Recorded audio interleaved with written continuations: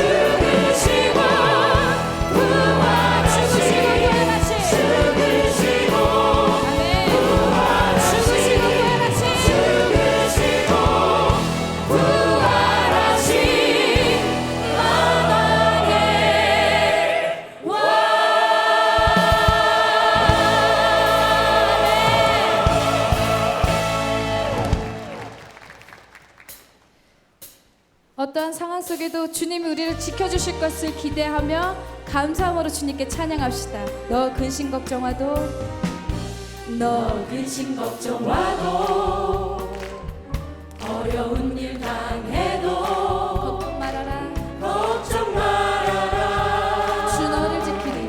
주 너를 지키리. 위험한 일 당해도 위험한 일 당해도 슬픈 일이 와도 걱정 말아라. 주 너를 지키리. 늘 지켜주시리. 주님의 사랑 속에 주님의 사랑 속에 거하라. 그의 평안 속에 유하라. 그분의 영원 속에 자유하라. 주 지키리.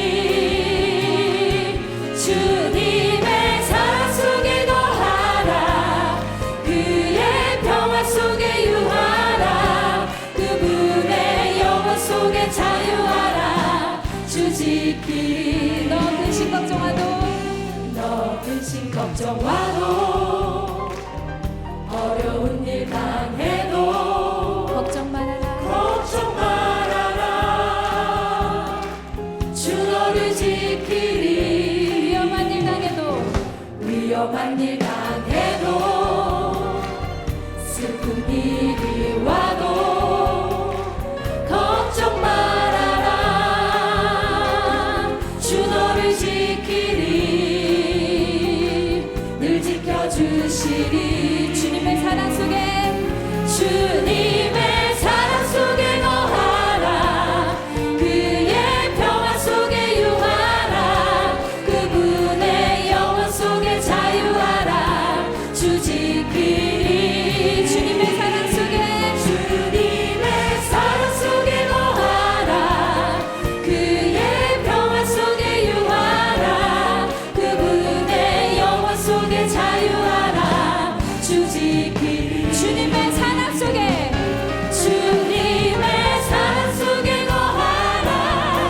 그의 평안 속에 유하라. 그분의 영원 속에 자유하라.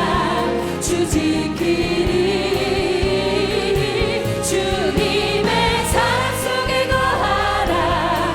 그의 평안 속에 유하라. 그분의 영원 속에 자유하라. 주 지키리. 아멘.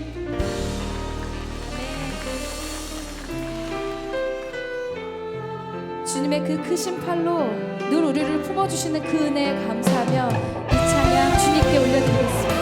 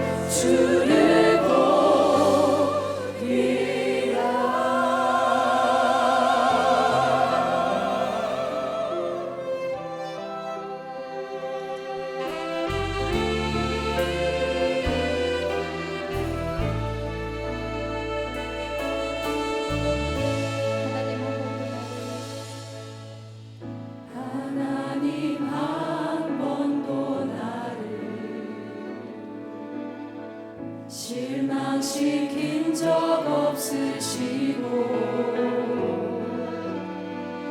언제나 공평과 은혜로 나를 지키셨네. 지나온 모든 세월들을 지나온 모든 세월들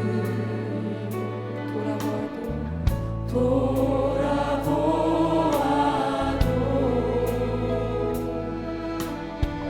그 어느 것 하나 주의 손길 안 미친 것 전혀 없네. 오신실하신 주 오신실하신 주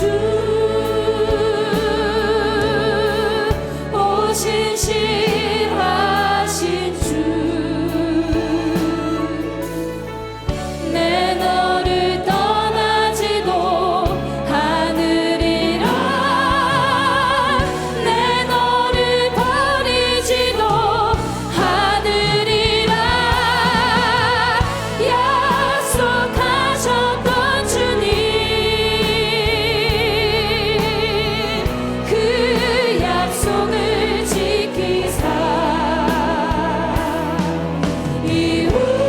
이후로도 영원토록 나를 지키시리라 확신하네. 하나님 한 번도 나를 실망시킨 적 없으시고 언제나 공평과 은혜로 나를 지키셨네. 지나온 모든 세월들 돌아보아도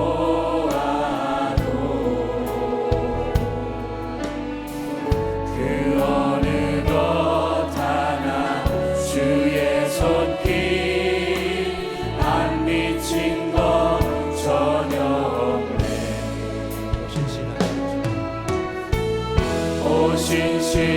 오신실하신 주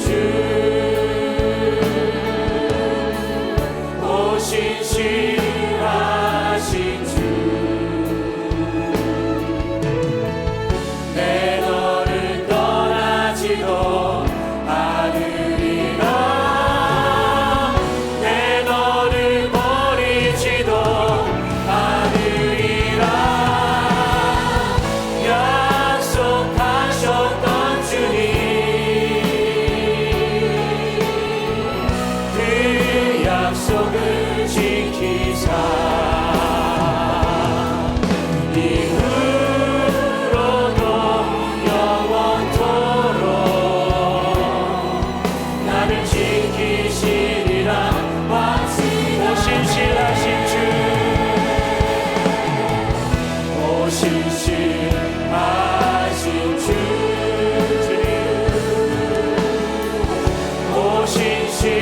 오신실하신 주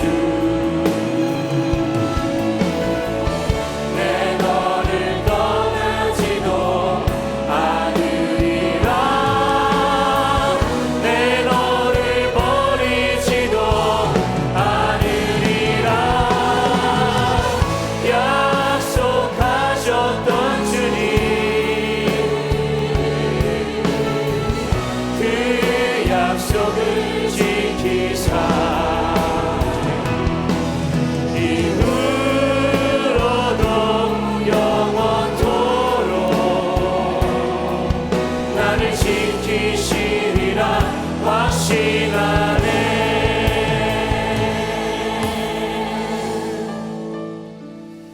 아멘. 그렇습니다. 사랑하는 여러분, 오늘 우리가 이 드리는 예배를 통해서 신실하신 하나님께 경배할 수 있기를 원합니다. 우리 지난 한 주간을 돌아보며 우리 한번 이 시간 우리의 죄를 참회하고 새롭게 하시는 주님의 은혜가 저와 여러분 안에 있도록 이 시간 기도하는 시간을 갖겠습니다. 신실하신 하나님, 나를 지키신다고 말씀하신 그 하나님, 오늘 이 예배를 통해서 내게 한량없는 은혜를 부어 주시옵소서. 우리 같이 기도하겠습니다.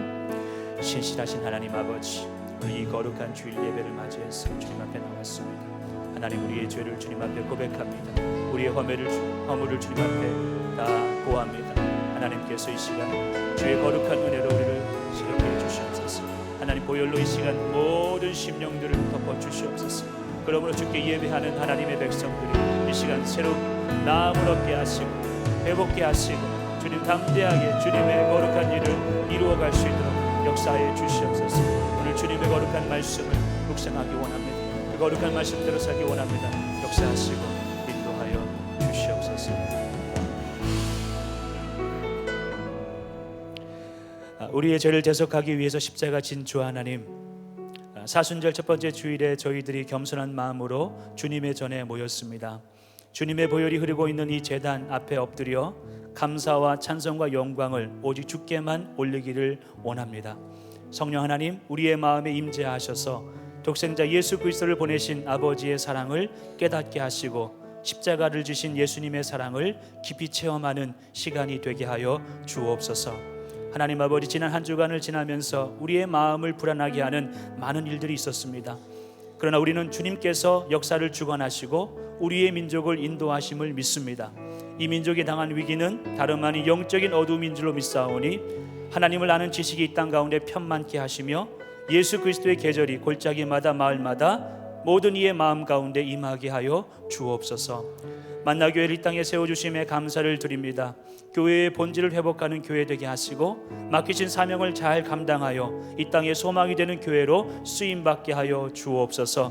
담임 목사님을 성령의 강권하심으로 붙잡아 주시고 하나님의 말씀을 선포하며 주님의 양들을 인도할 때에 하나님의 권능의 손으로 인도하여 주옵소서.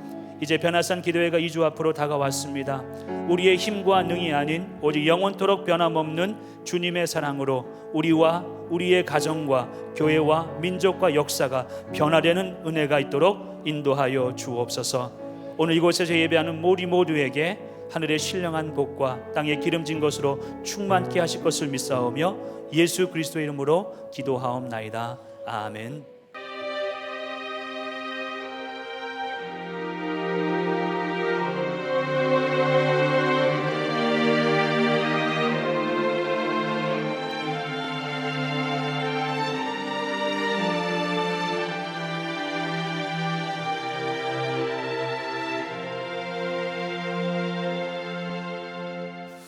계속해서 주님은 나의 최고봉이라고 하는 주제를 가지고 말씀을 나누고 있습니다. 오늘은 그 6번째 시간, 최고이신 그분 안에 거하십시오 라고 하는 제목으로 말씀을 나누려고 합니다.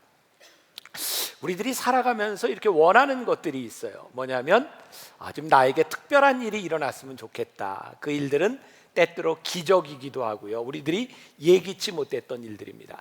사실 이렇게 지나놓고 보면 우리들 인생에는 특별한 일들이 참 많습니다. 그런데 그 특별한 일들이 모여서 가만히 뒤돌아서서 내 인생을 보면 그게 우리의 인생의 보통 일들이 되어 있죠.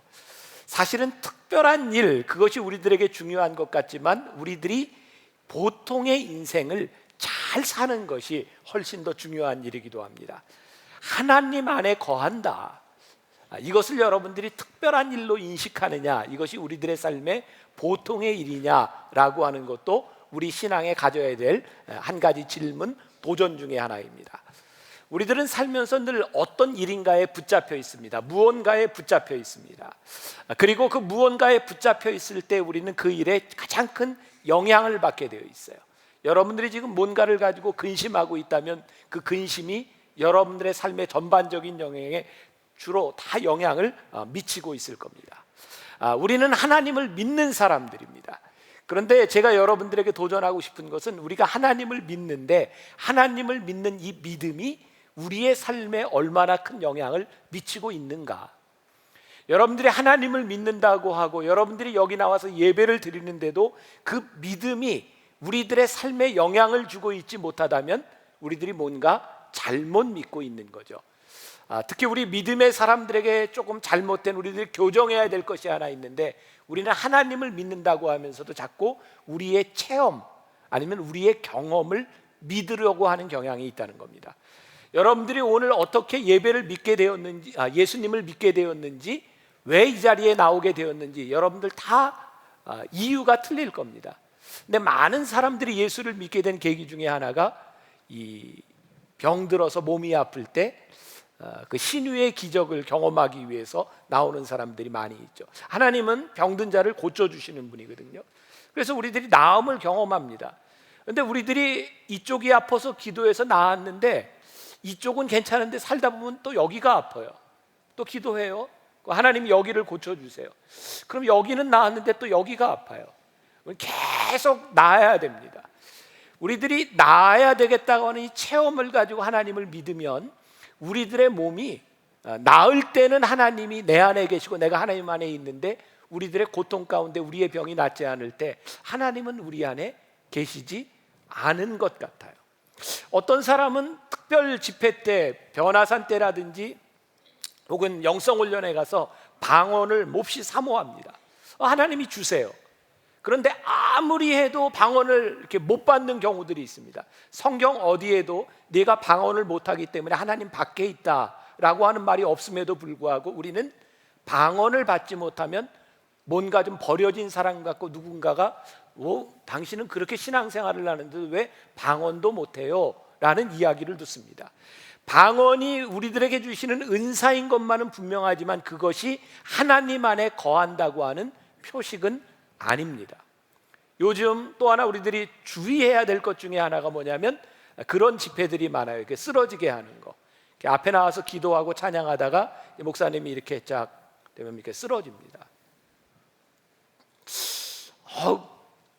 참 한번 해보고 싶으세요? 그래서 이 쓰러지는 데마다 늘 이렇게 따라다니는 교인들이 저기 가면 쓰러진대. 그래서 가서 쓰러져. 저쪽 가면 쓰러진대. 또 쓰러져. 쓰러지기는 쓰러지는데 쓰러지고 난 다음에 뭔가 달라지는 게 없어요. 어떤 목사님이 이번 주에 이야기를 하는데 그 쓰러지는 그 사람들 분명히 성령의 역사로 쓰러지는 사람들이 있어요. 보면서 나도 저걸 한번 해봐야 되겠다. 그러면서 이제 공부도 하고 기도도 하고 연구를 하는데 갑자기 그런 생각이 들더래요. 내가 평생 목회를 하면서 쓰러진 사람 일으켜도 부족한데 내가 왜 쓰러지는 일을 할까? 그래서 쓰러뜨리는 걸 그만뒀다는 이야기를 해요. 쓰러짐을 통해서 우리들이 하나님의 은사를 경험할 수 있는 것 사실입니다. 그러나 그것이 하나님 안에 있다는 것을 의미하지는 않습니다. 제가 목회를 하면서 보니까 기도하고 찬양하고 하면서 모르겠어요. 제가 여기 있는 여러분들 세워놓고 쓰러뜨리기로 마음 먹고 작정을 하고 여기서부터 집회를 한다면 쓰러질 사람이 많을 겁니다. 왜? 은사로 쓰러지는 사람도 있고 저 사람은 쓰러지는데 나는 안 쓰러지는 게 이상해서 넘어지는 사람도 있을 것이고 게다가 제가 가서 이렇게 손을 대는데 안 쓰러질 때 제가 이렇게 콕 누르면 이제 그때 쓰러지는 사람도 있을 것이고 이것이 성령의 역사가 아니라고 하는 것이 아니라 이런 체험들과 이런 경험들이 하나님 안에 거한다고 하는 것을 말해주는 것은 아니다. 오늘 제가 굉장히 중요한 말씀을 여러분들에게 드리는데 우리들이 이 본질적인 우리들의 신앙의 원리들을 떠나서 우리들이 이 체험들을 우리들이 구하기 시작할 때 하나님 안에 거한다고 하는 것을 우리들이 경험하지 못할 때가 많이 있어요. 오늘 본문 말씀 5절 여러분들이 첫 구절부터 기분이 좀 상할 겁니다. 돈을 사랑하지 말고. 기분 좋으세요? 돈 사랑해요? 안 사랑해요? 아니 성경에 왜 이런 말씀이 있는지 말래. 돈을 사랑하지 말고 있는 바를 족한 줄로 알라. 족해요? 오늘 굉장히 기분 나쁜 이야기가 성경에 있는 것 같죠. 근데 여기를 딱 반을 잘라서 그 다음에 그가 친히 말씀하시기를 내가 결코 너희를 버리지 아니하고 너희를 떠나지 아니하리라. 이 뒤에 말씀이 없으면 이 앞에 말씀은 우리들에게 굉장히 당황스러운 겁니다. 우리가 살아가는데 어떻게 돈을 사랑하지 않으며 어떻게 우리들이 있는 바 그것을 족한 줄 알고 살아갈 수 있습니까? 우리들에게는 돈도 필요하고 우리들에게는 필요한 것이 너무나 많은데 그런데 그 다음 말씀이 그것을 가능케 하는 겁니다. 우리 하나님께서 친히 말씀하시기를 내가 너희를 결코 버리지 아니하고 너희를 떠나지 아니하리라. 하나님께서 우리를 붙들어 주실 것이기 때문에 너희들이 돈을 사랑하지 않아도 된다. 다시 말씀을 드리면 여러분들이 돈을 사랑한다고 여러분들의 인생이 행복할 것이냐? 아니라는 거예요. 오늘 여기 있는 분들 가운데는 돈이 없어서 불행한 사람이 있어요. 나에게 조금만 더 있으면 좋을 텐데. 여러분들 가운데는 돈이 많아서 불행한 사람도 있어요. 왜? 돈이 많으면 걱정, 근심이 쌓여요. 내가 돈이 없으면 투자도 안 했을 텐데, 집도 안 샀을 텐데, 그놈의 돈 때문에 사가지고 그거 내릴까 봐 맨날 걱정과 근심 가운데 살아가요. 이 돈은 우리들에게 절대로 우리를 행복하게 해주거나 우리들에게 만족을 주는 것이 아닙니다. 돈이 있어도 불만족, 없어도 불만족. 그래서 돈 때문에 좌우되는 사람은 절대로 행복한 삶을 살지 못하죠. 이런 이야기가 좋은 예가 될지 모르겠어요. 아기들이 자라나면서 엄마하고 가장 친합니다. 그럼에도 불구하고 아이들이 걸을 때가 되고 자기 마음대로 할 때가 되면 엄마를 떠나서 자기가 뭔가를 해보려고 합니다. 근데 엄마를 떠나서 무언가를 해보려고 했는데 어느 순간 갑자기 엄마가 보이지 않고 무섭고 두려운 순간이 오면 아이는 엄마를 찾습니다. 엄마. 그럼 엄마는 아이 옆에 있습니다. 아이는 그때 안심합니다. 우리들이 어떻게 완전하게 이 세상에 살아갈 수 있으며 우리가 어떻게 24시간 매일 하나님을 느끼며 살아갈 수 있겠습니까? 목사인 저도 그렇게 살 자신이 없습니다. 내가 하나님 안에 거한다고 하는 것은 우리들이 매일 하나님만을 생각하며 살아갈 수 있는 것은 아닌 것 같아요. 근데 하나님 안에 거한다고 하는 것은 내 삶에 내가 이렇게 사랑하고 열심히 일해보고 했는데 두려움이 찾아오고 어려움이 찾아올 때 아버지, 하나님 아버지, 아버지 어디 계세요? 그때 하나님 아버지가 내가 여기 너희와 함께 있다. 내가 너를 버리지 아니하고 내가 너를 떠나지 아니하리라. 그것이 하나님 안에 거하는 삶이 아니겠는가? 윌버 체프만이라고 하는 사람이 참 멋진 이야기를 했습니다.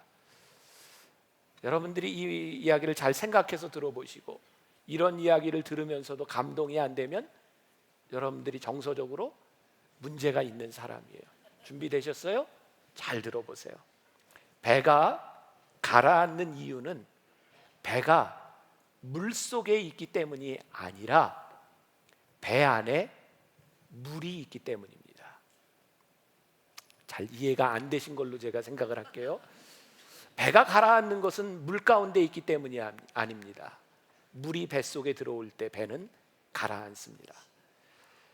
우리가 하나님 안에 살아간다고 하는 것이 이 세상과 동떨어진 삶을 이야기하는 것이 아닙니다. 어제 남성 성경 공부를 하면서 첫 시간 언약 백성에 대한 말씀을 나누었는데 Man of God, 하나님의 사람이라고 하는 주제로 말씀을 나누었는데 하나님께서 하나님의 사람에게 명령하신 것이 있어요. Going out. 하나님이 우리를 부르셨는데 세상으로 나가라는 거예요. 우리는 하나님께 불리움을 받고 하나님 안에서만 살면 좋겠는데 하나님은 going out, 나가라고 말씀하시는 거예요. 이게 무슨 의미일까요? 하나님을 믿는다고 하는 것은, 하나님 안에 산다고 하는 것은 별천지에서 사는 것을 의미하는 것이 아니라 우리의 세상 가운데에서 하나님 안에 거하는 것을 배우고 살아가는 거예요. 우리 신앙인들이 넘어지는 건 세상에 있기 때문에 넘어지지 않습니다. 세상이 우리 가슴 속에 들어오기 때문에 우리가 무너지는 겁니다. 하나님을 믿는다고 하면서도 하나님이 우리 가운데 계신 것이 아니라 세상의 욕심과 세상의 교만과 세상 것들이 우리들 속에 들어오기 때문입니다. 문제의 본질은 환경이 아닙니다. 우리가 무엇으로, 어떤 프레임으로 우리들이 신앙을 바라보느냐에 대한 문제죠. 마태복음 14장에 보면 우리가 잘 아는 사건이 하나 나오고 있습니다. 베드로가 제자들과 함께 배를 타고 가다 풍랑을 만납니다. 그 위험 가운데서 저기 물 위를 걸어오시는 예수님을 보게 됩니다. 베드로가 예수님께 이야기하시죠. 만일 주시어든 나로 명하여 물 위로 오라 하소서. 예수님께서 걸어와라. 베드로가요 참 무식하긴 하지만 용감해요.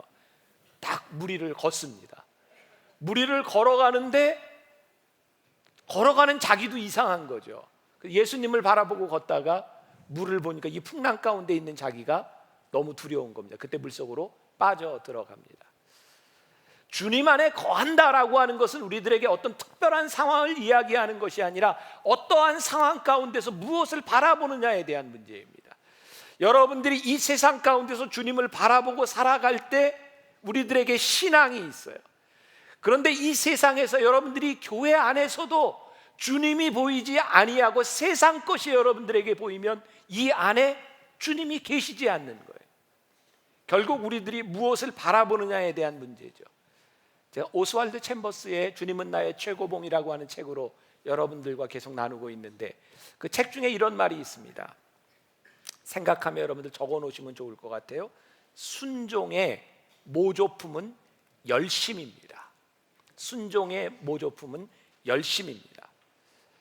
자기 멋대로 자기를 희생시키는 마음 상태, 이러한 열심이 종종 영적 분별을 대신하곤 합니다. 정말 맞는 말이에요.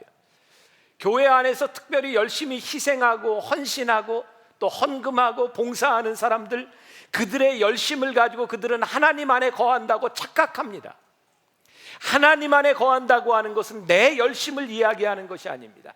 여러분들 교회 안에서 하나님을 믿는 사람들이 왜 실족하며 왜 분노하고 왜 화를 내고 있는가? 이유가 너무 간단합니다.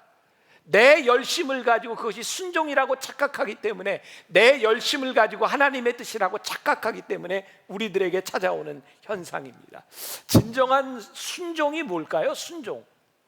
제가 어렸을 때 교회 학교를 다닐 때 이렇게 고민을 했던 적이 있어요. 주일학교 선생님들이 이렇게 가르칠 때 옛날에는 이 순교에 대한 이야기를 참 많이 했습니다. 주기철 목사님 아시죠? 일제시대에 예수를 믿는 것 때문에 그 못 위를 걸어가다가 순교하셨던 주기철 목사님, 또 사랑의 원자탄이라고 불리는 손양원 목사님, 자식을 다 죽인 그 원수를 용서하고 또 공산당에게 총에 맞아 돌아가신 손양원 목사님, 그분들의 이야기를 하며 선생님들이 이런 도전을 주셨어요. 너희들도 예수를 믿다가, 우리 그 당시에는 북한 괴뢰였죠. 그 북한 군인들 그림은 다 이렇게 늑대 모습을 하고 있었고, 뿔이 달려 있었고, 피도 흘리고 있었고, 아무튼 북한 사람은 그랬어요. 북한에서 넘어와서 너희들에게 총을 겨누고 예수를 믿을 거냐 안 믿을 거냐, 믿으면 죽인다라고 얘기할 때 너희들 순교할 수 있어?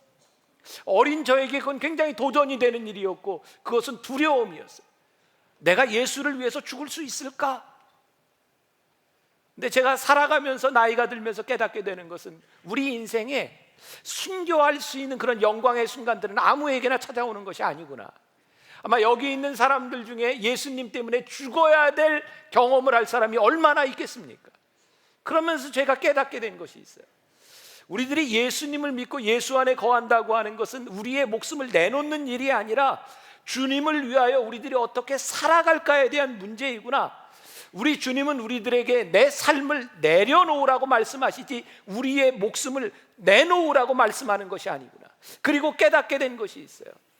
이 순종하며 산다고 하는 것은 죽는 것보다 훨씬 더 힘든 일이구나. 순교하는 것, 한 번 죽으면 끝나고 하늘나라에 갈 텐데, 우리들이 하나님 앞에 순종하며 산다고 하는 것은 죽을 때까지 살아야 되는 거예요. 아시겠어요? 죽을 때까지 순종하며 살아야 돼요. 사는 게 참 힘든 일이구나. 믿음을 지키는 일이 힘든 일이구나.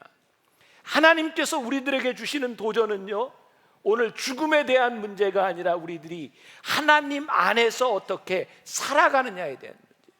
오늘 히브리서 13장 5절 말씀에 보니까 너희를 버리지 아니하리라. 얼마나 감사한 말씀인데요. 하나님이 우리를 버리지 아니하신대요. 우리의 죄를 방관하겠다고 하는 것이 아니라 언제든지 돌아오면 우리를 버리지 아니하시겠다. 하나님이 우리를 떠나지 아니하시겠대요.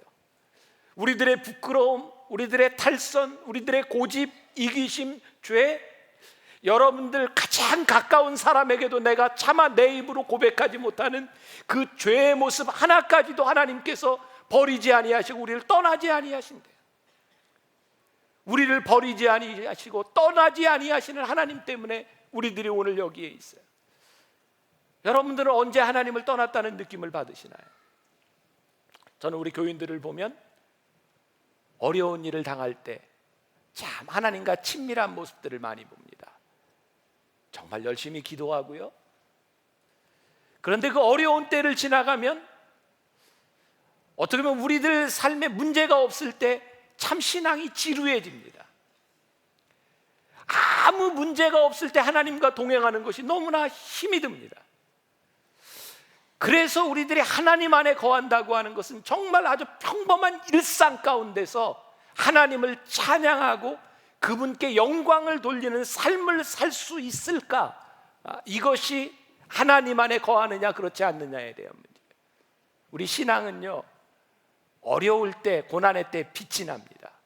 기도의 응답도 받고요. 그러나 그 빛이 끝까지 유지될 수 있는 것은 우리들의 일상입니다.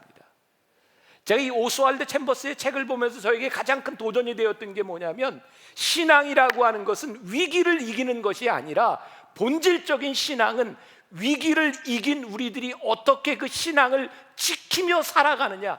오스왈드 챔버스가 고민했던 것은요, 어려울 때 하나님을 찾지 못한 것이 아니라 아무 일이 없이 그의 일이 잘 풀려나갈 때 어떻게 하나님과 동행하느냐를 놓고 고민했던 그 흔적을 보면서 이것이 신앙이구나라는 생각을 했어요.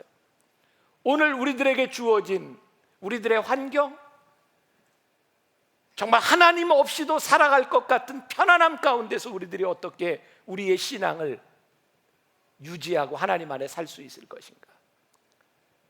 요한복음 15장에 보면 우리가 잘 아는 포도나무 비유가 있습니다. 아버지는 농부, 우리 주님은, 예수님은 포도나무, 우리는 가지라고 말을 합니다.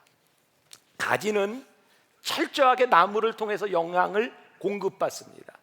이 나무와 떨어진 가지는 어떤 열매도 맺지 못하고 결국은 마르고 떨어져서 불에 태움을 받게 됩니다.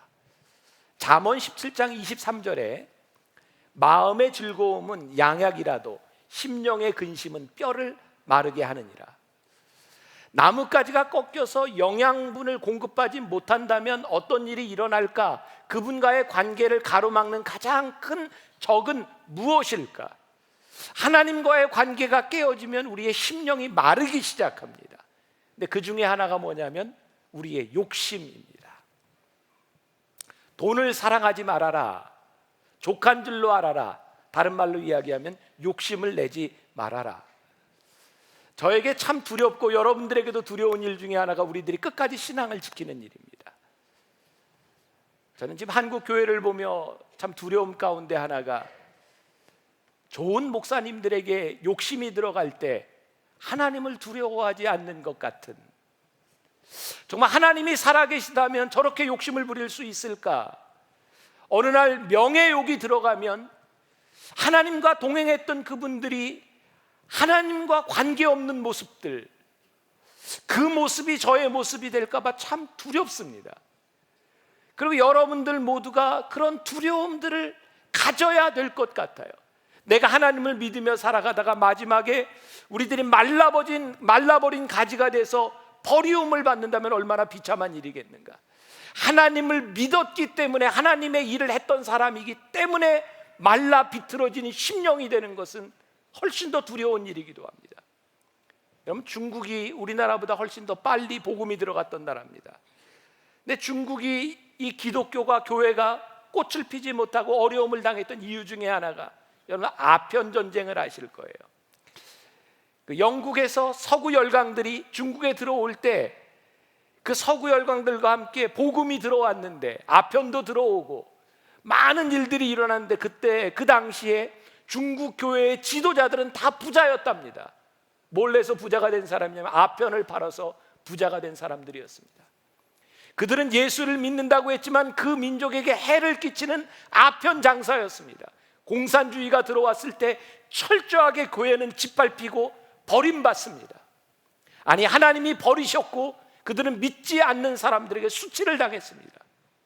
소련의 공산당이 들어와서 공산 정권이 잡았을 때 소련, 그 옛날 소련의 제국주의, 공산주의가 들어오기 전에 소련 전체 러시아 재산의 3분의 1을 교회가 소유하고 있었다는 사실을 아십니까? 신부가 된다고 하는 것, 주교가 된다고 하는 것은 하나님의 일을 하는 것보다 사람들의 머릿속에 부자가 되는 것이었습니다. 공산주의가 들어왔을 때 철저하게 소련은, 교회는 짓밟힘을 당합니다. 70년 동안 복음이 살아나지를 못합니다. 저는 그 역사들을 바라보며 참 무섭다는 생각이 듭니다. 하나님 복음을 아는 우리들이 하나님 안에 거하지 않고 복음의 영양분을 우리들이 받지 못할 때, 저는 이 한국 사회를 보며 한국 교회를 보며 가장 무서운 것이 무엇이냐면, 우리들이 이렇게 부흥의 역사를 경험했지만 우리 가운데 하나님과 연결된 복음의 씨앗이, 진리가 우리들에게서 끊어지게 될 때 우리들이 얼마나 비참하게 조롱을 당할 수 있는지.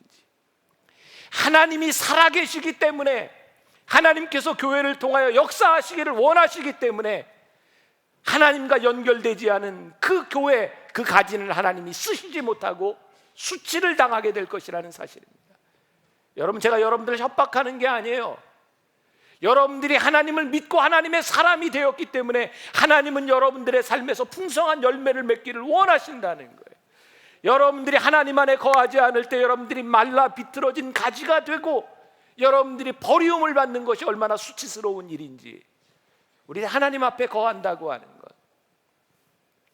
또 하나, 우리들의 욕심뿐만 아니라 교만이 우리들에게 들어오는 순간 하나님과 연결된 생명줄이 끊어집니다. 교만이 참 무섭습니다. 잠언 16장 5절과 18절에 보니까, 무릇 마음이 교만한 자를 하나님께서 미워하시나니 피차 손을 잡을지라도 벌을 면하지 못하리라. 교만은 패망의 선봉이요 거만한 마음은 넘어짐의 앞잡이니라. 교만은 하나님의 영광을 가로채려고 하는 마음입니다. 하나님을 예배하는 것이 아니라 나를 예배하는 것이 교만입니다. 이사야 43장 21절에 보니까, 참 여러분들 이 말씀을 보면서 어떻게 이해가 되실지 모르겠어요. 같이 한번 봉독해 볼까요? 이사야 43장 21절. 이 백성은 내가 나를 위하여 지었나니 나를 찬송하게 하려 함이니라. 하나님 참 이기적이지 않아요? 어떻게 인간을 지을 때 이 백성은 내가 나를 위하여 지었나니 나를 찬송하도록 지으셨대요. 어떠세요? 하나님에 대한 느낌이. 하나님이 여러분들 하나님 찬송하도록 만드셨대. 기분 좋으세요? 제가 이 말씀을 묵상하다가 이게 무슨 뜻인가? 근데 깨달아 알게 됐어요. 하나님을 찬송한다, 찬송이라고 하는 것은 언제 우리들이 찬송하는가? 기쁨과 감사, 찬송이 나와요.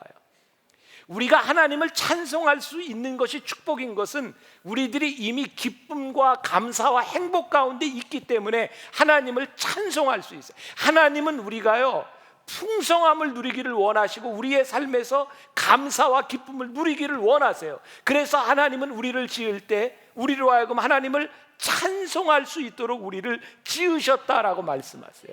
그런데 교만한 자는 절대로 하나님을 찬송하지 못해요. 내가 하나님보다 위에 있는데 어떻게 하나님을 찬송해요? 찬송의 뜻이 뭐예요? 내가 엎드려서 그분을 높여드린다라고 하는 뜻인데, 내가 하나님보다 높은데 어떻게 찬송할 수 있어요? 그래서 교만은 하나님과의 관계를 끊어버리는 겁니다. 교만한 자가 왜 불행한지 아세요? 교만이 들어오는 순간 내가 최고라는 생각을 합니다. 그래서 내가 최고라고 하는 이 생각이 꺾일까 봐 늘 노심초사합니다. 1인자는 늘 불안합니다. 요번에 박근혜 씨 그 경호실 때문에도 이제 말이 많은데, 아마 그 옛날에 그 트라우마 때문이었을 것이라고도 이야기를 하죠.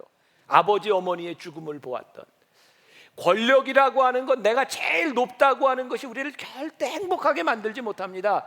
우리는 그 높은 교만 때문에 불안함 가운데 살아갑니다.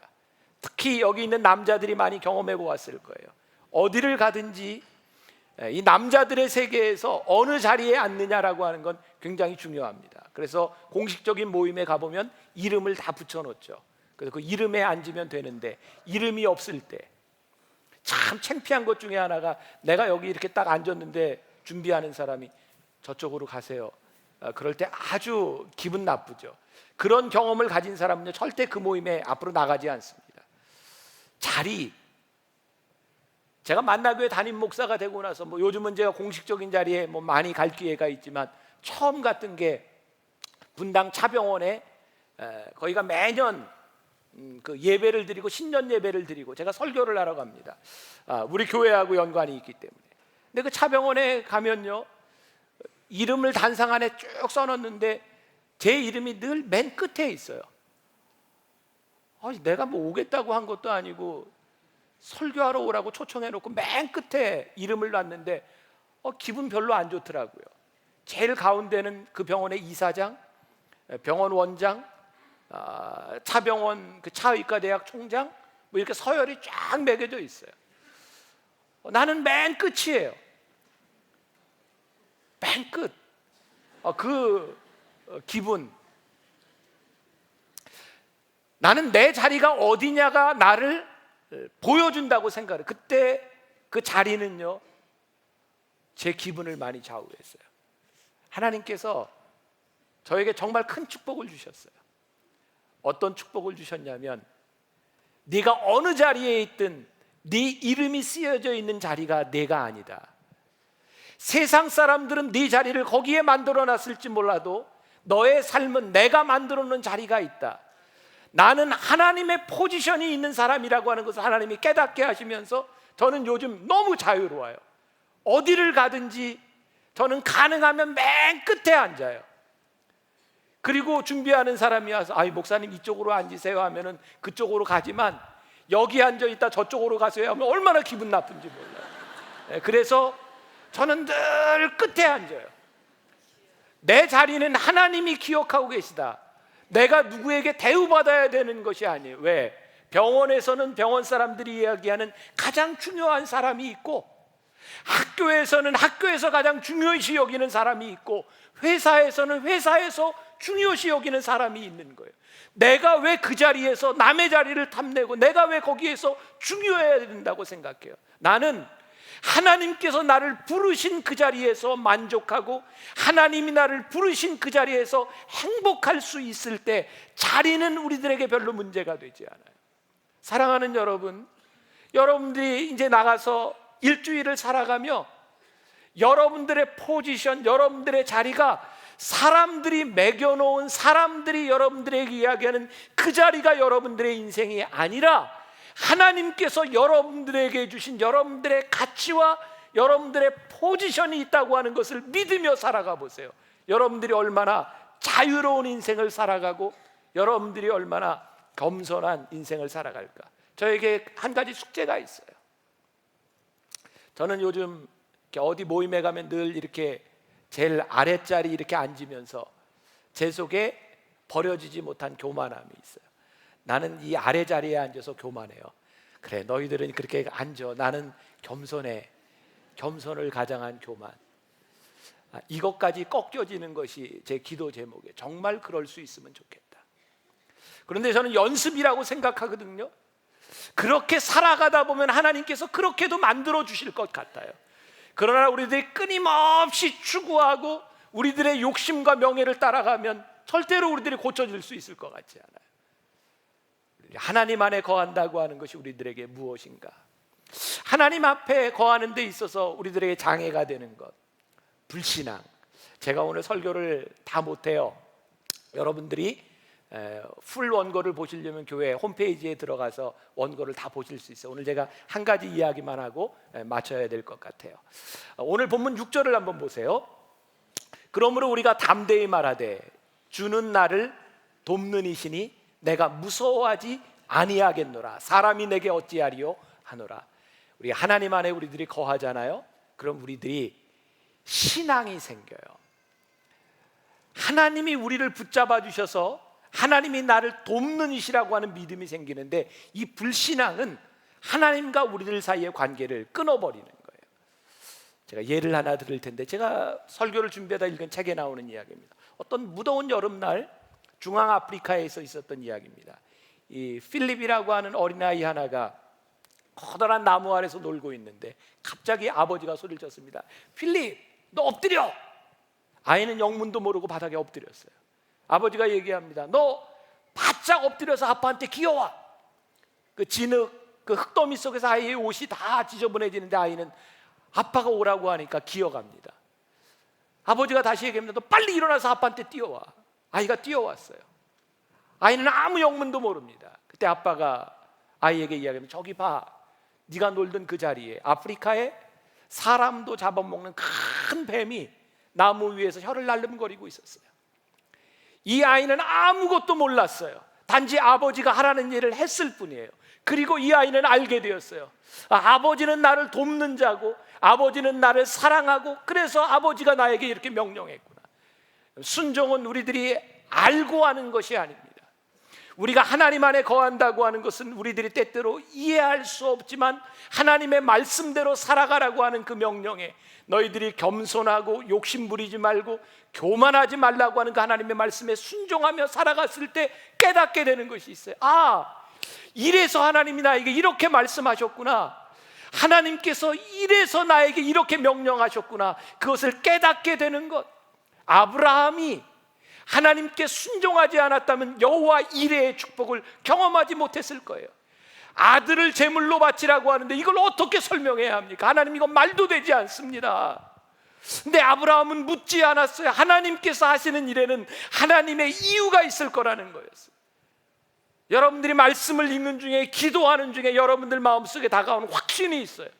여러분들의 욕심이 아니라, 교만이 아니라 여러분들에게 다가오는 그 확신이 하나님께 영광을 돌리는 일인데, 내 생각으로는 확신이 서지 않을 때, 내 생각으로는 그것을 도저히 순종할 수 없을 때 하나님이 순종하라는 거예요. 이유를 모르겠어요. 그런데 지나놓고 보니까 하나님이 그래서 나에게 이렇게 명령하셨구나. 하나님이 그래서 나에게 이렇게 말씀하셨구나. 그것이 하나님 안에 거하며 살아가는 사람들입니다. 저는 오늘 여러분들이 한 주간 동안 세상에 나가서 이 놀라운 일들을 경험할 수 있기를 간절히 소원합니다. 여러분들의 꺾어진, 세상 사람들이 보기에 꺾어진 여러분들을 세우시는 하나님의 능력을 여러분들이 보게 될 것이고, 하나님을 의지하기 때문에 여러분들을 슬프게 했던 그 일들 가운데서 하나님을 찬양하는 일들이 일어날 줄 믿습니다. 오늘 나의 안에 거하라, 우리 찬양하며 여러분들 믿음으로 결단하고 나갔으면 좋겠습니다.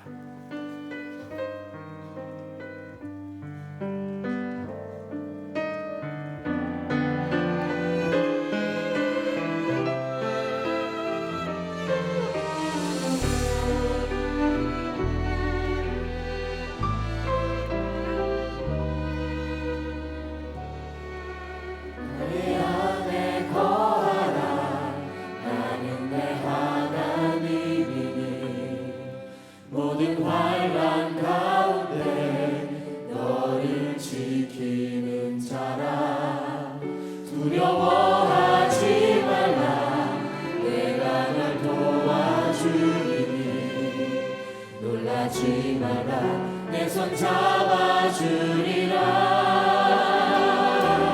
내가 너를 지명하여 불렀나니 너는 내 것이라. 내 것이라, 너의 하나님이라. 내가 너를 보배롭고 존귀하게 여기노라.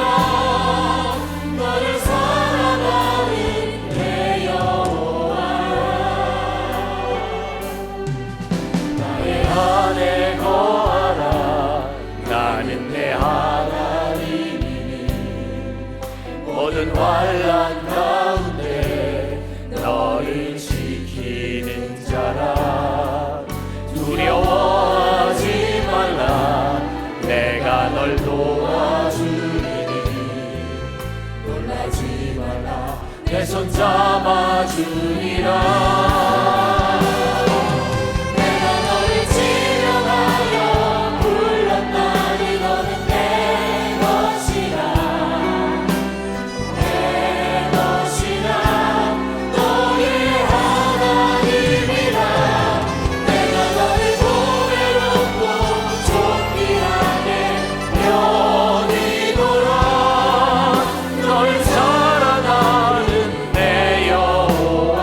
내가 너를 지며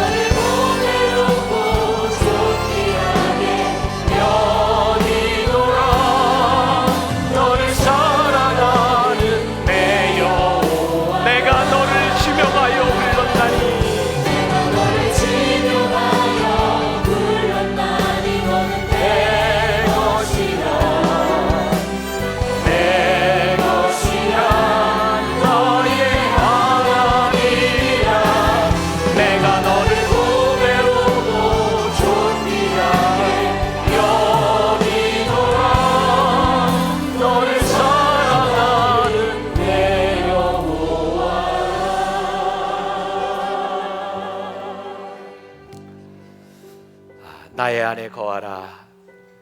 나는 내 하나님이 됨이니라. 하나님, 우리들에겐 두려움이 참 많이 있습니다. 우리가 놓으면 불안할 것 같은 많은 것들이 있습니다. 하나님은 우리들에게 말씀하십니다. 세상 것을 바라보지 말고 나를 바라보며 나를 믿으며 순종하라고 말씀하십니다.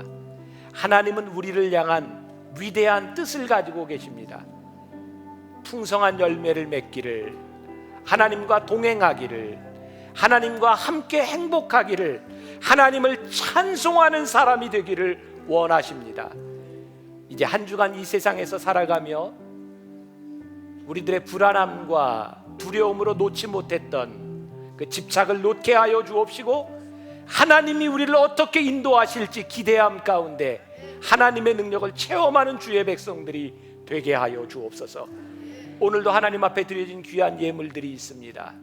이 예물들이 쓰여지는 곳마다 하나님의 역사가 있게 하여 주옵시고, 정말 믿음이 아니면 드릴 수 없는 눈물의 예물들을 하나님 기억하여 주시사 그들의 손길이 부끄럽지 아니하도록 하늘문을 여시고 축복하여 주옵소서.